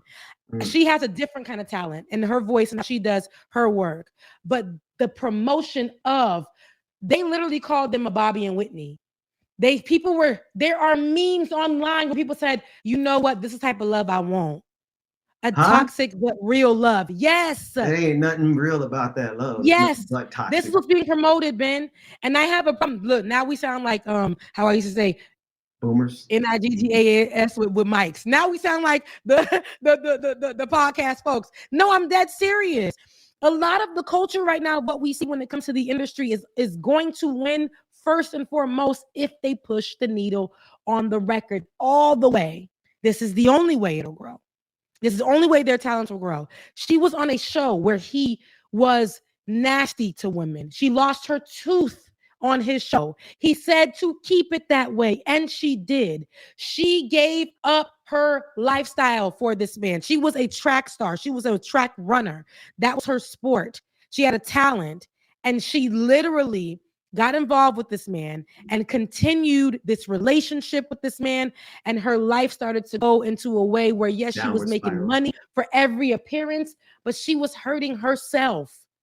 And we see that. But this thing was promoted so much, clubs were paying them to be on the shows. Zeus Network was paying them to be on the shows. Like this is what was selling, right? And this ain't nothing new. We've seen this before, especially when it comes to Black people. Get on the show. Yeah, I got nothing. Crazy fight. Yeah, then Blueface is known for how he's treating her right now. She's battling right now. So she's going back home. She went back home to have her baby. She went back to her church to have her baby Christian, where she was raised, because she's been raised in the church. So she's going through a identity battle. But I'm not lying to you, Ben. I know it. If I were to sexualize myself, I know I would win in that way. Not because I'm sexy or anything like that, but I know that if I were to sell myself in that way, it will pay. It would definitely pay. It's almost like when if I were to go Republican and start taking Republican Oh, points, yeah. it pays in the space. Oh, absolutely. So especially being Black, it pays in the space. It pays in Well, are space. Black people, they meaning whiteness, white America, white supremacy, and capitalism, want our Black people a certain type of way. Blueface, I've got nothing for that brother.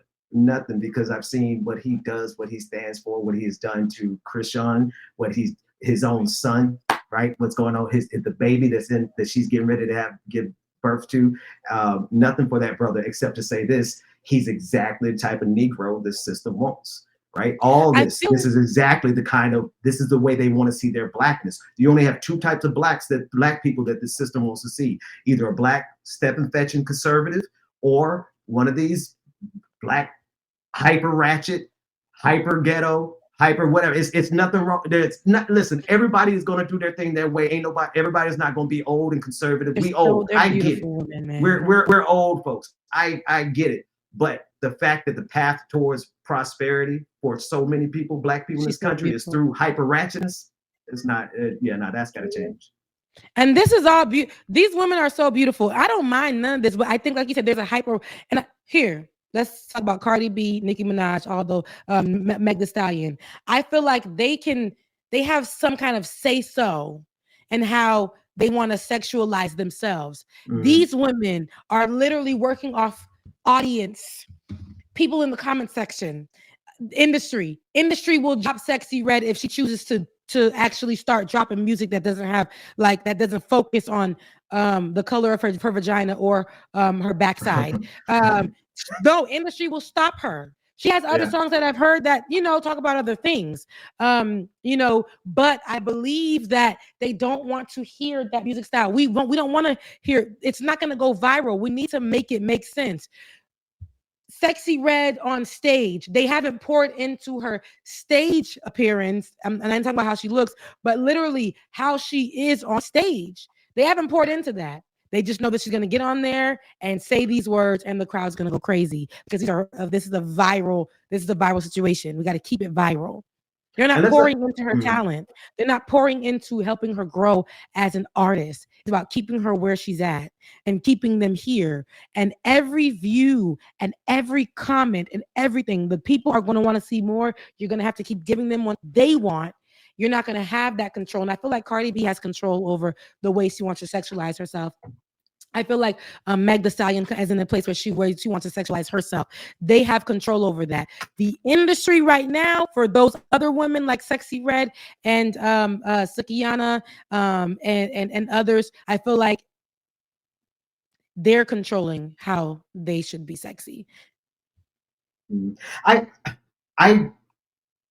see what you're saying, and I feel that power dynamic. I kind of sort of agree with you on Meg Thee Stallion and Cardi B having some power. But I don't know if we can really, they got to test that theory, because I haven't seen them put out what's their new song, Bongos?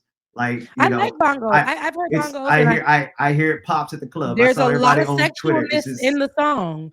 There's a lot of sexualness. For them to have power, though, like, I would like to see them express that power. Do something that is not sexually explicit, and let's see how the industry responds to it. If they could do that, then I would say they have that power. But I think to a certain degree, I think Meg and Cardi B are prisoners of the same system. I love Scarface.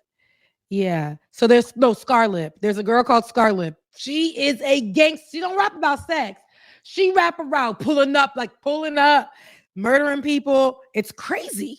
So there's even that style of rap that we know. We already know. Her name is Scarlip. I absolutely like her. But again, to each his own, there's a demographic for that. Right now, I just don't think like something about the vibes of even this seem a little bit more controlled. But the vibes of the women now is like almost like they don't get it just because you're sexualized. You don't get a chance to appear at an award show as like, hey, I'm in a gown and like, yeah, with class. You don't get an opportunity to do that. You got to go in character. I don't know. Like, listen. Of course, I'm a dude. So even if I was like a fine dude, I still would be at a disadvantage because I'm a dude. But I just hate that that's where they're captured at. I think part of liberation and freedom is for them to actually have the power that you're talking about. And I just don't see them having that power. I wish they would have the power to make those kind of decisions for themselves. But I would rather, this is what I actually was going to say. Like, I don't really have this problem, but I would rather be broke than I have to sell myself either in any capacity, any way, any format that's controlled by someone else. You know how we are, Rebecca. You and I both, like, we push back against everything. Every job that we had, they did something we ain't like. We push back against it. And I really just hate that there's so many Black people who really don't have that option. Their only path out is to be either as hood as they could possibly be or as ratchet as they possibly be. And if they're, if they want to get a double whammy, they'll be hood and ratchet in the same song, and that's their way out. And I just think that is prison itself. That's another form of slavery. Mm-hmm. Yeah, you know what? That's why I say that control over women. So I know you said you weren't a woman, but I can speak from a woman's perspective. I don't mind. I'm a Christian. I dress when I go out. I like a high slit. I got nice legs, right? People are gonna be like, "Oh, that's so unchristian of you," right? Or whatever the case may be. Okay, fine. I don't know. I go to the clubs and past that stage in my life, right? I'm past the stage of clubs, but I do go out. And when I do go out, I'm that grown woman who's in that really nice dress that's throwing my behind a circle because of where I'm from. I'm from South Florida. It's what we do, right? So culture and stuff like that plays a part. But I know that I don't have to be, if I'm going to an event that I don't have to be in my character or whatever, I'm in a gown, baby. Respect me. I'm in a gown just like this white woman next to me. Respect me. We both are here because we're public figures. She's not here acting as her character. Listen, this is what we're going to do. A lot of people have to understand it in that way. I'm not trying to see every Black person as the talented 10th, okay? Or the Black. I ain't trying to see that. We are not a monolith. Like we do have ratchet sides. We have the sides where we're enjoying ourselves. We have the sides where we like to be sexy. We have the sides where we're listening to this hood music. Like I said, violence and stuff. I listen to a song a lot by T Grizzly and Meek Mill that they talk about going to somebody's house and shooting up the place. And I listen to that as I'm putting on my little lash. Okay, I do. Yeah. But, at the same time, I think that it's exposure to the kids. And I also think that there's a place and a time. Meek Mill is also somebody who came out and said, we got to stop rapping about killing people in songs because of what's been happening to the rappers, right? He came out after that and he talks about that. Even T Grizzly had that discussion as well. So we're seeing a lot of that happen right now because now it's not just about the music. People are actually going to do each and everything that these characters or these people are characterizing themselves in their lyrics and their songs. They're going out to do that. They're going out to be that. So I say with the women, if I had an opportunity though, Ben, to make money sexualizing myself, I couldn't say that I wouldn't do it. I'm far past. I told you I'm in my prime now. Okay. So, things don't sag on me, but I ain't there. My mind has already been, shifted and tainted in a way. I ain't as Rebecca Azor, sis, you're 30. What? You're 10 years younger than me, right? So you're 33. I am 33. Yeah, I'm 33 years old. That's the age Jesus was when he died. That's when your body starts coming in, your hips start coming in. I don't have a boy chest anymore. I can, everything. I'm a woman, right? So I like where I'm at. I think I really like this place. I like this place where I'm at, where I can, I don't know, like it's different, right? I just want better. I just want better for. I know what you mean, Ben, and I'm with it. But it's going to be so hard for us to get better when people are paid top dollar and given an audience of. They have the largest audiences, right? Let's just talk about Black audiences. I mean, the people who get the top dollar and have the biggest Black audiences, people, like Sexy Red. And that's unfortunate for the future Black community because they're growing up they're not growing up with the fullness of the Black community. They're growing up with just this one little sliver of ratchetness. And yeah, everybody has some ratchetness. I agree. But this is that much of the Black community. And we got to ask ourselves the question, why so many white Aryan executives are putting so much money into promoting this one little sliver of Blackness? because there are women that, like I said, there's a demographic for everything, but the one that I'm seeing pushed the most is these overly sexualized women. And like Sukiana has had conversations where she says, I don't want to be always sexualized. I want to have my businesses grow, not for people just assuming that I'm this and that and that. She had these conversations herself on the platform Love and Hip Hop, even though Love and Hip Hop is very much scripted, but she's had those candid conversations surrounding even her being on that show and what's the changes that she's done to her body. I believe that she's a very beautiful woman before surgery, after surgery, with surgery. She's very beautiful. I feel like it should not, the pressure of social media, the pressure of having to be in this industry and wanting to be in this industry and be respected in some way, shape, or form shouldn't come at the cost of what you're doing to your body and sexualizing yourself. Because she even says, like, you know, my kids know who I am, but I come home and I take care of my kids. She has 3 of them. I come home and take care of my kids. They don't know me as that. They know me as mom. You know what I mean? And some of these people who also do these things, for instance, like the owners of these phones, like the iPhone, he don't give his kid the iPhone. He said those kids wouldn't be the former owner, RIP to him. Steve Jobs was not going to give his kids the iPhone. He didn't even really F with the iPhone. He is the creator of the iPhone, but he knew what it was doing to people, right? How it disconnected people in some way, shape, or form. While it connected people, it disconnected people as well. So a lot of these artists or who do this, who are in this place where they're over-sexualizing themselves, they don't let their kids listen to this type of music. They don't let, like, there like, you see what I'm saying? There's a line that's crossed that they do not actually cross. They don't bury or blur the lines right there. They make sure. But to everybody else and what's giving in the world, you're right. These white men who own that's the only way that they want to see. Absolutely.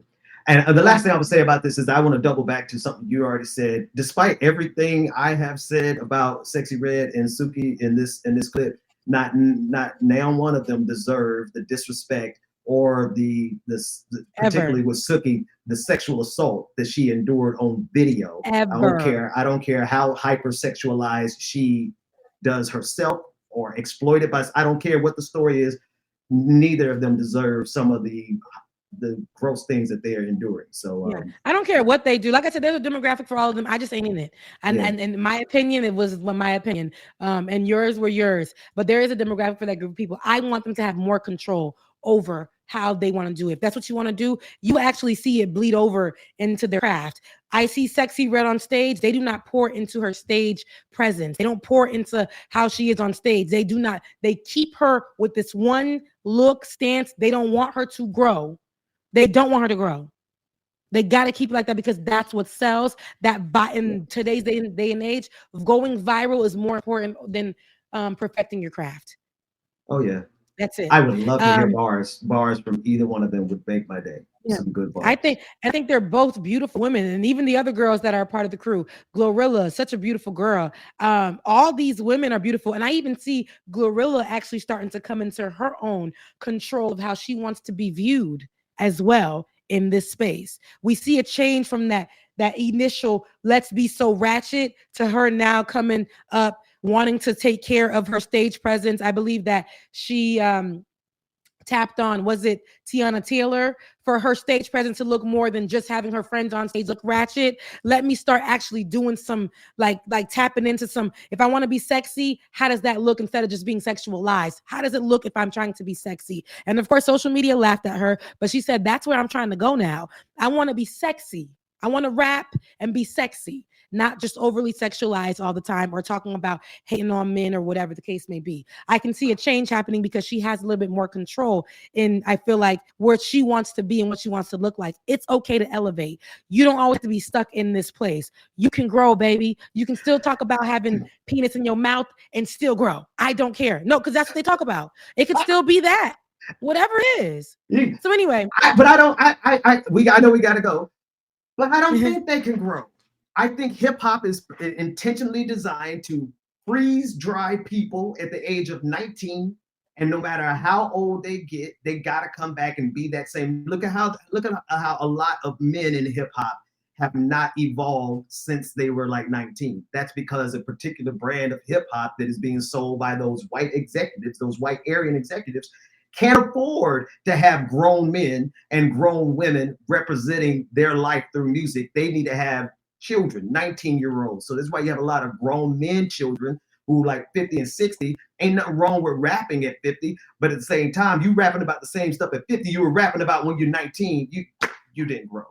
So yeah. anyway. I think that is happening right now. I will agree with you right now, Ben. Watching award shows and watching, because it's the 50th year of hip hop, celebrating it. Watching what it looks like to celebrate the 50th year of hip hop in some platforms and watching what it looks like, how people are celebrating in other platforms, there is a big difference. There is more story for historically about 20 years ago to even about 10 years ago. There is more story in the creating of hip hop and how hip hop is impacted. Watching in the last 10 years, I would say a lot of the story is I woke up one morning and I went viral. I didn't even want to do rap. I fell into it because I was on a TV show. I made a song. Like, I don't even know who Cool Run D is. I don't even know who, some people don't even know who Nelly is. And that's in the 2000s. Okay? Some people don't know the originators of some of this music that some of our favorite hip hop artists have actually taken from. Some people were confused why Busta Rhymes was up there with Coi Leray and Busta Rhymes was giving he was giving his accolade to the person that he took the rapper that he took the beat from.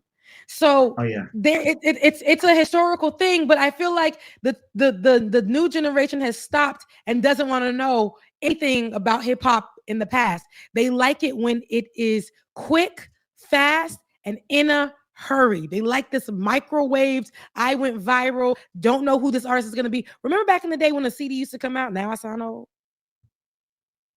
When a CD used to come out, when a song used to come out, that song would have visibility, would have some kind of representation, would have a hold on us for about a few years. Baby, a song comes out today, it got 1 month. Is that our countdown to the end of the show? Oh, okay. I didn't know what he was. Oh, look, that's crazy. All I saw was a countdown. I think this is the Netflix series as it is. Okay. I don't know if it is, but it might be. But there is a special right now that shows all the people in hip hop right now, everyone in hip hop. Like I was watching the young girl with the red hair, Spice. I was watching her. And I feel inappropriate because she's been out for about 2 years, and I think 19 years old. We've been told to sexualize her because she's been talking about. She said, he like it when I show my panty. I'm sorry, I wasn't not into you. I was not into a comment. Say that again?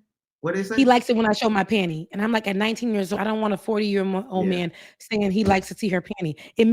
That's me. It makes me uncomfortable to see them literally sexualizing a 19-year-old who still got baby fat, who's still growing into her body.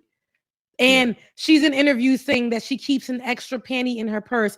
And I'm questioning why you do that. But she said, I keep an extra panty in my purse. Look at me. See, here I am as a grown woman. You shouldn't do that, sis. All of the bacteria in your purse with those coins at the bottom. You don't know where that purse has been. Why are you keeping an extra panty in your purse? Rebecca, used too much. I can't. That belongs in your overnight bag. Anywho. She's 19. And now we're telling all of the children, I feel like, and y'all can fight me on this. We're telling all of the kids at like 10 to talk about sex. There's no Kids Bop version anymore. We're literally telling them, go ahead and show your panty. My niece was in here saying, who is Nicki Minaj? Because Ice Spice is who I like. Even the emo music my niece listens to, white girl emo music, it's talking crazy.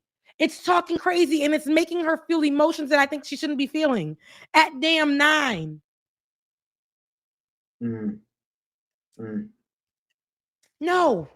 Okay, I'm gonna be that old lady right now. No, not for me. As for me in my house. Oh, look, listen. I'm having look. Okay, so It's hard. I'm a progressive. I believe people should have the space to live and do and be however they want to be. But like you said, Rebecca, as for me in my house, I teach my kids that holiness is right. I'm sorry. I'm just there now because I see I'm an old man. Not only am I an old man, but like I'm an old preacher now. I teach my kids that holiness is right, not because you want to be so good and godly and all that. No, it's because literally the stuff that's out here waiting for you to get involved in is literally designed to destroy your life. Full stop. Every song you listen to that's being fed to you by the hip hop industry, not by hip hop, but by the industry, designed to poison your life and make you make bad decisions. They're all designed to make you get involved in violence. They're all designed to make you get sexualized before you're way too old. You're not even young enough. You're too old. You know what I'm trying to say. You're too young to be sexualized. You're too young. Right? It's literally designed to ruin your life. So it's like, if people want to be free to consume this stuff, by all means, I think this country should be free enough for people to consume whatever they want to consume. But if you ask me my personal opinion, this stuff right here is designed specifically to kill as many Black people as possible. Rappers are actually coming out and having that same conversation. Like I said, I listened to a specific song by T Grizzly and Meek Mill talk about going to people's house shooting, and I be in my car like, pull that trigger finger, blue, black, black. That's me in my car saying all those things. But when the recent murders of a lot of these artists, and we're seeing more of that today, we didn't see a lot of that. The biggest cases of murders that we were seeing, remember, we saw Tupac and Biggie. That's it. That was over a 4 or 5 year period. We get 4 or 5 hip hop artists killed a year now. Before you even get to know who was that was on the interview with DJ Academics and was really calling him out for hyper promoting the violence in drill music. I think it was Vic Mensa. And it's true. It's like there are some artists who are now they're in the war zone that has been created by the music. And so, like when you're in that war zone, eventually some people are going to look up and say enough is enough. And I'm hoping more people would do that. But when you can make millions of dollars off of it, and when there are white folks sitting around who can make billions of dollars off of it, we're going to continuously see this poison fed to our communities. And I mean, and this, the only my problem is, and this is where I can agree with you wholeheartedly, they're only going to promote one type for us. That's right. I don't see, for instance, Jasmine Sullivan is out here singing her face off. And in this industry, they only want one Black woman to be at the height of everything. So it's almost like in any industry. So I love Beyonce, but Beyonce is going to be what we love and what we praise. I think she can sing. I think she's very talented. I think all of that about her. She's great. But in this industry, they don't want to make it so that every Black person has a space or a chance. They want it to literally be the way it is right now. They want it to be one person and one person all, and then they want it to look a certain type of way, especially like with the rappers. Meg Thee Stallion was at the height of our game. Just 2020. We were dog dancing on TikTok to the remix of I'm a Savage. And just like that, this same industry threw her away. She dropped an album that didn't do the numbers that it should do for an artist of her caliber.